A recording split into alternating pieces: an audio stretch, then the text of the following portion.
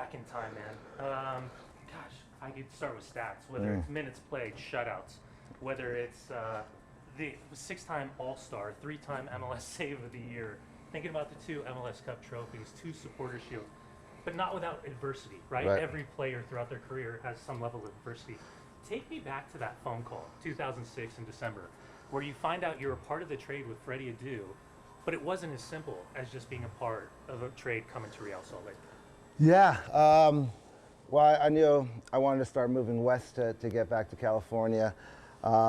This was one of the locations, clubs that I could come to, and Freddie Adu at the moment was being on the trade talks, and when I got thrown into that deal, it was a no-brainer for me. It was a new club, it was a new challenge. I was familiar with Salt Lake City, and it was somewhere where I wanted to go. I needed, to be with a new club and get a new challenge, and it was something that I was excited for. And then I think it was the contract negotiations kind of went south. I went to New York Red Bulls for a preseason. I was with Bruce Arena in Florida for maybe a month for preseason, and then went back to New York. And then I got a call from Bruce saying, "Hey, Salt Lake City wants you back. Do you want to go or do you want to stay with me here?" And again, no-brainer. I want to go back to Salt Lake City. New challenge, fresh club, no history really there, and something I was looking forward to. So that's when I made my way back to Salt Lake City. I remember you called me in December. You're like, "Dude, I'm coming to Salt Lake City." And then you called me. You're like, "I'm not coming to Salt Lake City." And then you called me. I think it was February. You're like, "I'm coming to Salt Lake City." But when you get here, listen, you're part of the original building blocks of what this organization became with Garth and Jason. When you got here, how do you explain? Because we all look at you as this symbol of success, right? But that's not what the club was when you got here. Oh man, we were fighting. We're at Rice Eccles, what we called the concrete jungle back then. Just fighting for an identity, fighting for who we were, what we stand for.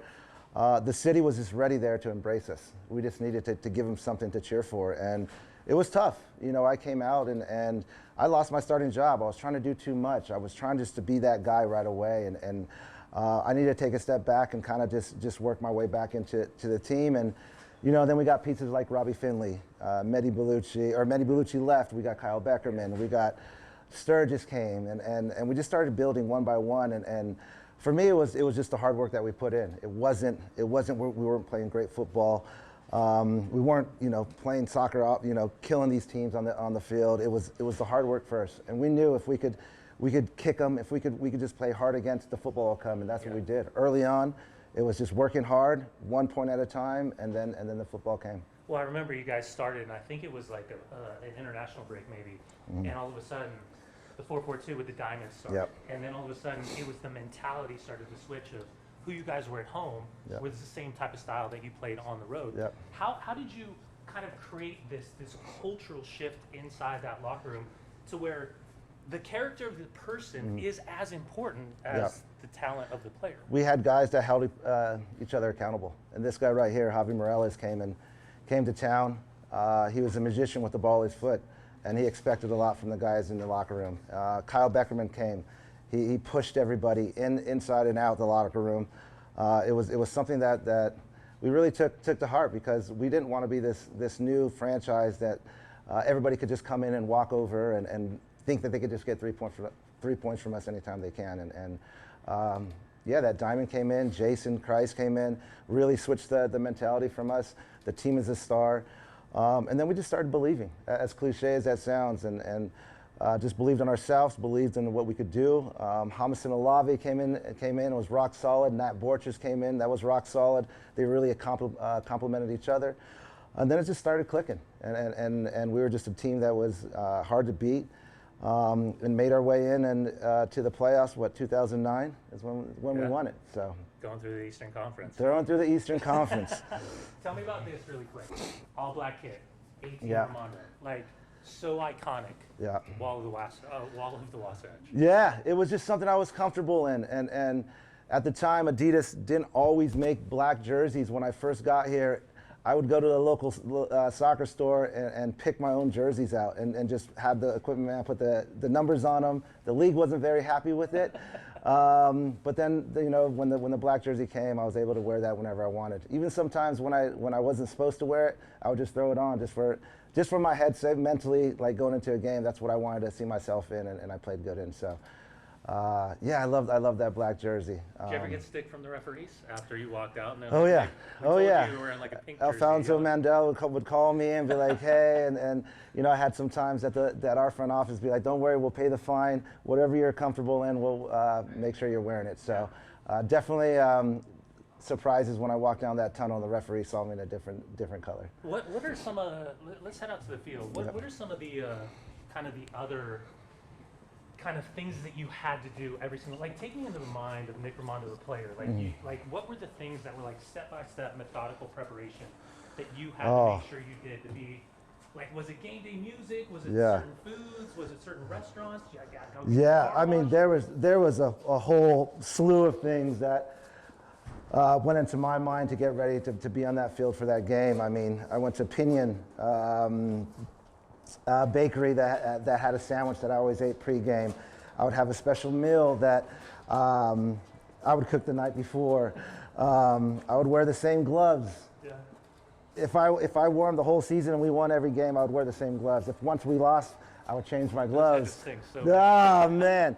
So there's so many little things that went into preparation that I was just so mentally like crazy about. Yeah. But it made me feel good stepping on that field, and those are little things that for me, I felt at home. I felt like I was on that field and prepared for that game.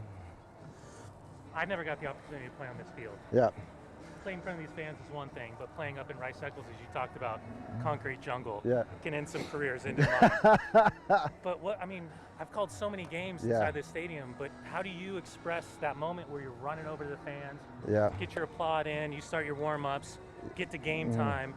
Like, what was this atmosphere like? It was the best. I mean, it started when I walked down this little hallway right here, parked my car, walked in, kind of saw the fresh grass cut, walked through this tunnel here, and then so we got a bit of a surprise for you. Oh. Congratulations, you've been inducted in the 2025 National Soccer Hall of Fame. May 3rd. No way! Frisco, Texas. Oh, wow. Congratulations, my man. Thanks. Man, you had me think. Over here. All right. Thank you. What's up? Okay. Congratulations. Thanks. I swear I saw you. I knew it. Hi, Ruby. Oh, thanks. That's awesome. Wow. I had no idea. Good job, guys. Good job, John. Thank you, guys. I could tell you had no idea when you turned around and you were like, what? Oh, this is so special. Thank you guys so much. Open it up. Check it out. Congratulations. Class of John. 2025. Oh, yeah. When did you guys find out about this? A few weeks ago. Oh, wow. This is so cool. Thank you, guys. This is so cool. It means so much to me. I appreciate it. All the hard work and sacrifice, and this is so cool. Thank you, thank you, thank you, thank you. I knew I had a chance one of these days, so thank you. Yeah! We made it a surprise. Oh man, so cool. Congrats. Awesome, Are you thank you. excited? I know. John, thanks. Oh, How's the shoulder? oh no, I took it off too. I was like, I have my like sling, and I was like, should I take this off, dude? How are you? Good, thanks. Yeah, I didn't know we were like Oh wow, Congrats, that's buddy. cool, man. I had no idea. I had no idea. Yeah, yeah. It's just like a little. Okay. Oh, I'm trying to hold it with my arm. Oh, wow. Wow. Check that out. That's awesome. Okay. Congrats, Nick. Thank you. That's so cool, man. Yeah. Heck yeah. How you doing? Good. Yeah. Good. Good. Good. Good. Everything's good. Everybody knew, huh? Everyone, a couple weeks, yeah. But it was supposed to be a surprise. Yeah. No, for sure. Well, it was. Well, it was. This is cool. Who brought you guys? Oh, you drove? I was gonna drive him and she's like, hey, Jet drive. Awesome. Thank you, thank you, thank you, guys. This is so cool, man. You want to get some family photos? Yeah, yeah, for sure, for sure, for sure. 2025 inductee of the National Soccer Hall of Fame. How does that sound? Sounds great. You know, all that sacrifice, commitment, hard work you put into something like this. You know, you don't go into the careers thinking you're going to be in the Hall of Fame, you know, every day. And then when you're done, you have this small little hope that maybe that day will come. And today's the day. So a lot of emotion. I feel so grateful for every coach, every teammate, my parents, family that supported me along the way, and just so happy right now. We were sitting out here just a second ago and just looking at this stadium, looking at this field. How do you even verbalize the memories of what this stadium and what this club means? So much to me. I mean, you know, not just the stadium, the fans, everything that this club has done for me, on and off the field, supporting me, you know, from the first day I came here to the last day we played Portland here in 2019, and being able to speak to the fans and, you know, straight from the heart and let them know what they mean to me. So to get this on this field today means so much, and I remember this the rest of my life. So going from a player to a part of the community and a part of this organization, how important was it to stay in Salt Lake City?